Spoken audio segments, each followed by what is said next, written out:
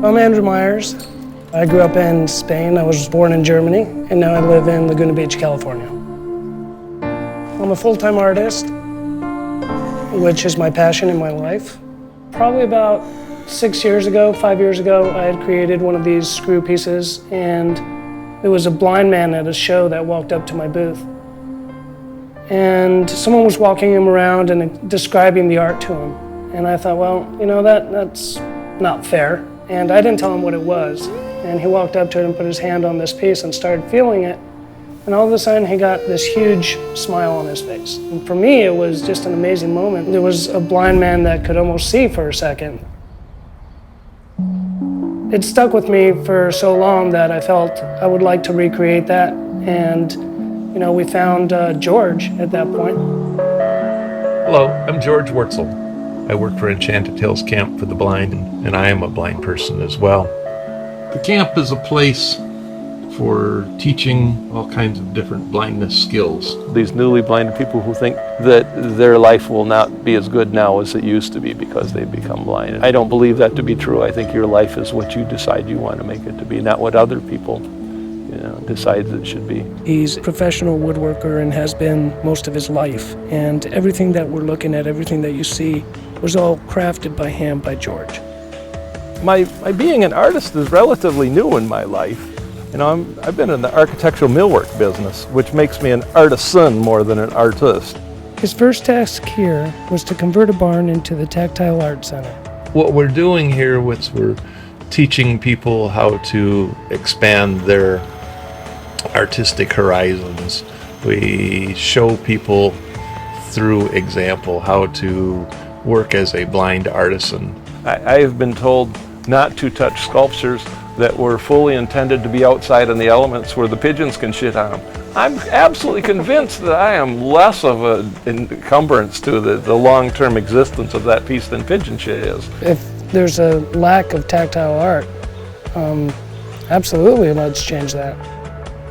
I want to give George the first portrait of himself that he can actually feel, that he can actually recognize.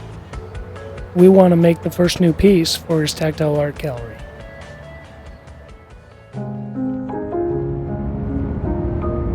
Everything about this project is special, and the fact that he doesn't know that we're doing this, you know, and the fact that it's a surprise for him, and the fact that it'll be a surprise for us, what his reaction is. So it's in this alcove before you touch it. So it's got a steel frame around it, probably about 4,000 screws. Okay. And you're wearing your hat, because you were in the picture.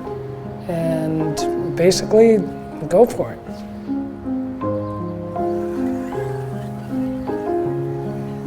I kind of like the sound. Well, that obviously is a nose. I mean, there's no doubt about that. My nose is not that big, I'm sorry. I like the beard, though.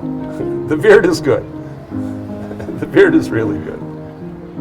I have to admit, I was originally pretty skeptical when I learned about screw paintings or portraits. That is way cool!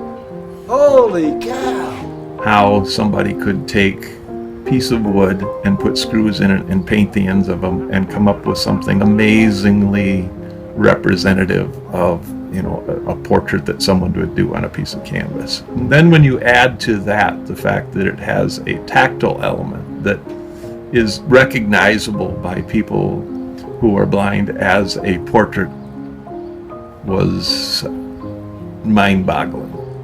It was emotional for me in so many different ways. You see someone who's missing their sight, and there's the one side of you that says, oh, you know, I'm sorry for them, but then I look at George and that ability to see in the way he does. You know, the one thing I wish is that George could see the piece that I had made, you know, the way that I see it, but at the same time, I would like to look at things the way he sees the world.